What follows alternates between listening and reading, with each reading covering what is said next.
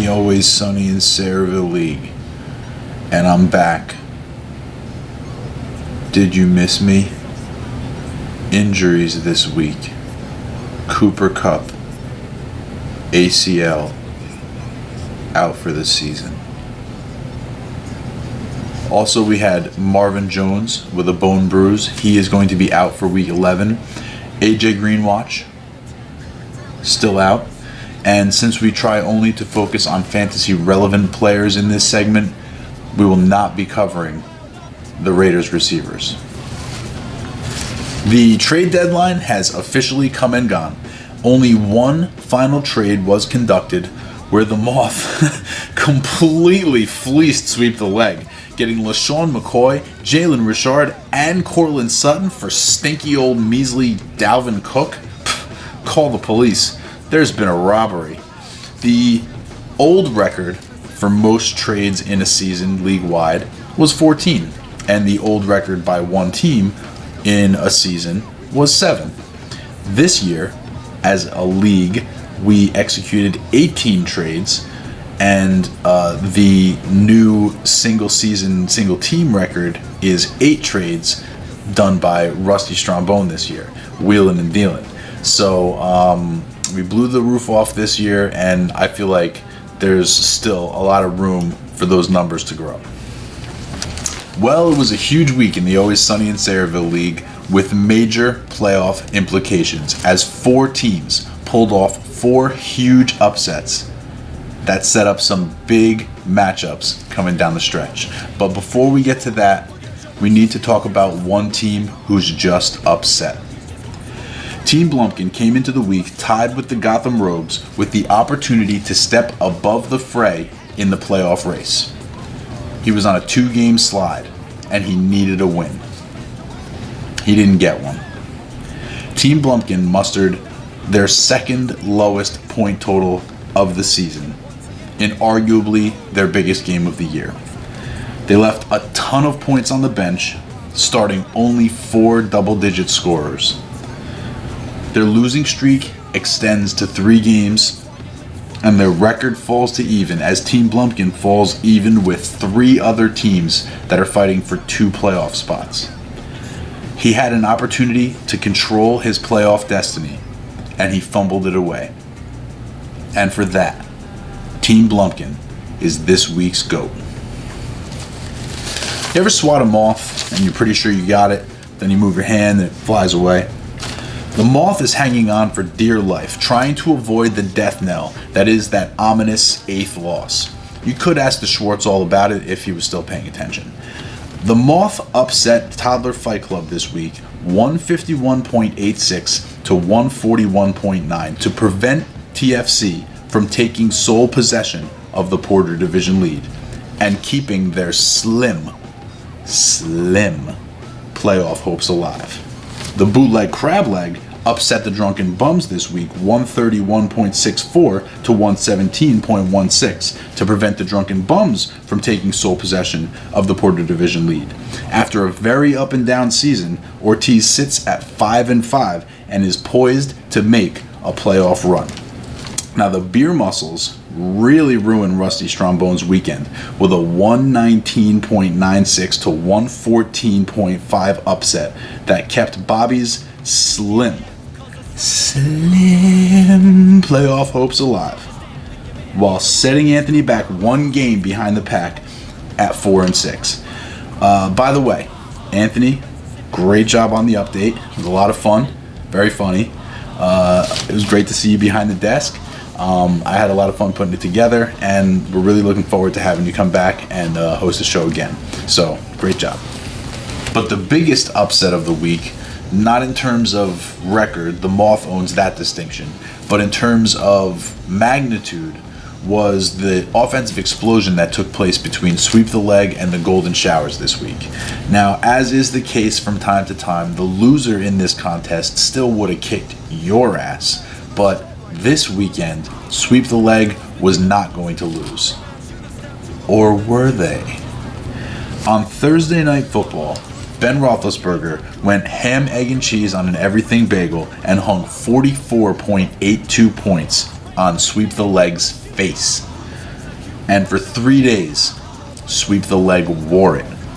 They wore it, and they wondered, what are the actual odds of winning the game after your opponent has a player who scores 40 or more points? I had plenty of time to think about it from Thursday to Sunday, and here is what I found out.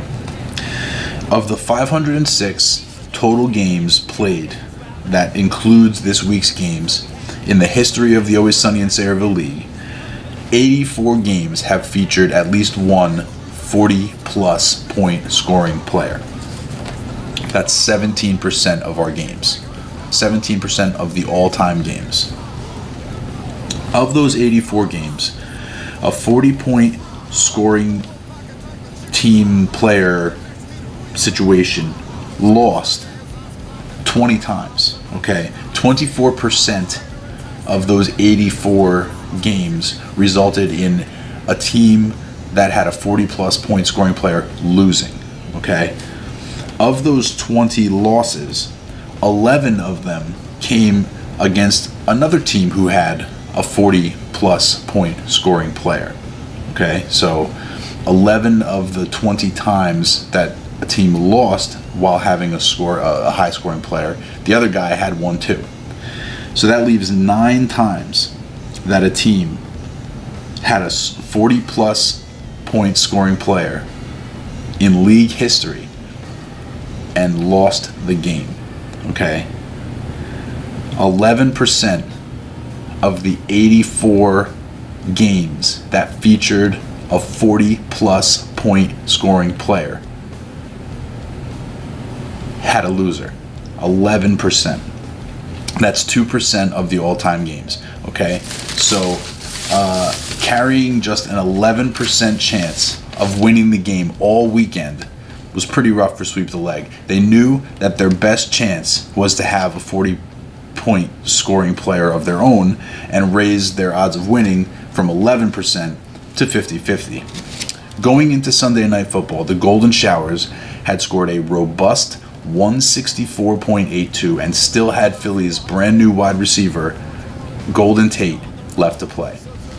Sweep the Leg had 134.7 points and Zeke and Zach Ertz locked and loaded. The statistics showed that Sweep the Leg was probably going to need a 40-point scorer to pull the upset, and they almost got 2. Zach Ertz scored 40.5 points. Late touchdown put him over the line. And Zeke had 39.7 points. Sweep the Leg stormed past the Golden Showers for a monster 214.9 point score, grabbing the win, scoring the highest score of the year and the second highest score of all time. Sweep the Leg is back in the playoff conversation after a 3-game win streak, and for that, Sweep the Leg is this week's hero. Alright guys, key matchups. Now we've already covered a lot and we still have a lot more to talk about with 3 key matchups this week.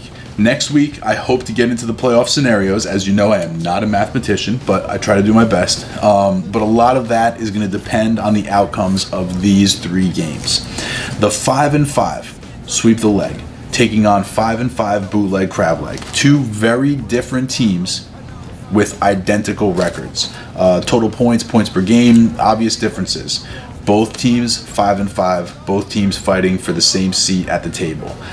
These guys were trade partners a couple of times earlier in the season, so player matchups that we're going to keep our eye on individually is Zeke versus Leonard Fournette and Corey Davis versus Jamison Crowder. The 5-5 Team Blumpkin takes on 5-5 the Golden Showers. This is 2 very similar teams. 2 points total separate these guys in the standings, and they're both on 3-game losing streaks. This is going to be a big question of who can capitalize on the opportunity to stop the bleeding. One of these teams has to win. Who's it going to be?